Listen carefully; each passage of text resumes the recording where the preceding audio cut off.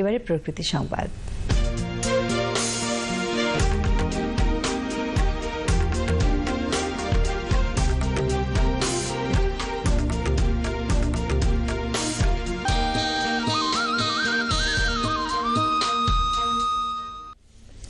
দেশের প্রাকৃতিক ভারসাম্য রক্ষায় প্রবাসী বাংলাদেশিদের এগিয়ে আসার আহ্বান জানিয়েছেন প্রকৃতি ও জীবন ফাউন্ডেশনের চেয়ারম্যান মুকিত মজুমদার বাবু।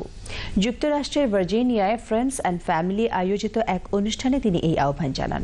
যুক্তরাষ্ট্র থেকে আশরাফুল আলম খোকনের রিপোর্টটি দেখুন।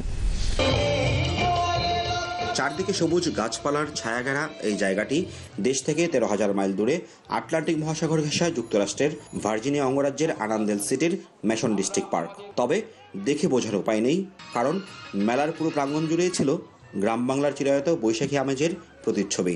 আর এর সাথে যুক্ত হয়েছে দেশের প্রাকৃতিক ভারসাম্য রক্ষায় প্রবাসীদের অংশগ্রহণ বৃদ্ধির প্রচেষ্টা। অনুষ্ঠানের অতিথি প্রকৃতি ও জীবন ফাউন্ডেশনের চেয়ারম্যান মুকিত মজুমদার বাবু বলেন, বিশ্বের জলবায়ু পরিবর্তনের ফলে সবচেয়ে ক্ষতিগ্রস্ত দেশগুলোর মধ্যে অন্যতম হচ্ছে বাংলাদেশ। আর এর মোকাবেলায় সবার সম্মিলিত প্রচেষ্টার কোনো বিকল্প নেই। আপনারা যারা এখানে থাকেন, গ্রামের বাড়ি অথবা আপনাদের নিজেদের বাড়ি অথবা আপনাদের যেই আত্মীয়স্বজন আছে তাদের মাধ্যমে যদি অল্প একটু করে হলেও কিছু এখান থেকে ফান্ড দেন, তাদের কাছে পাঠান, যদি একটি বনজ ফলজ এবং ঔষধি গাছ লাগানোর ব্যাপারে তাদের উৎসাহ দেন, তাহলে সেই কাজের মাধ্যমে কিন্তু আপনার দেশের লোক, আপনার নিজের লোক তারা উপকৃত হবে।